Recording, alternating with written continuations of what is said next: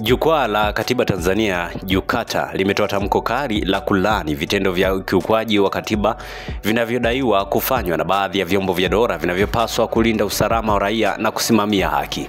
Tamko hilo limetolewa Mei 5, 2025 na mwenyekiti wa JUKATA Dr. Ananiea Kya, ambaye amesema kumekuwepo na ongezeko la matendo ya kuwapiga, kuwadhalilisha, kuwatesa, kuwateka na kuwapoteza raia, hali ambayo inakiuka misingi ya Katiba ya Jamhuri ya Muungano wa Tanzania, kuhatarisha usalama wa wananchi.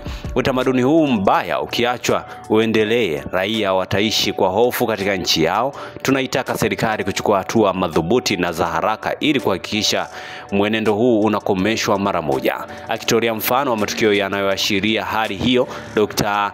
Ananiea ametaja tukio la Mei 1, 2025 ambapo watu walidaiwa kuwa ni polisi walimvamia nyumbani mwanaharakati Mdude Nyagali mjini Mbeya, wakampiga na kumjeruhi vibaya mbele ya familia yake kabla ya kuondoka naye na kumpeleka kusikojulikana. Tangu siku hiyo hajulikani alipo.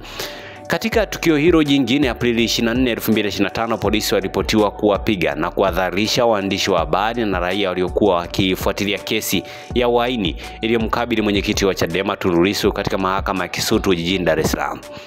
JUKATA imesisitiza kuwa katiba ya mwaka 1977 inawapa raia haki ya kupata taarifa na kufuatilia mashauri ya wazi mahakamani kupitia ibara ya 107A, 107B.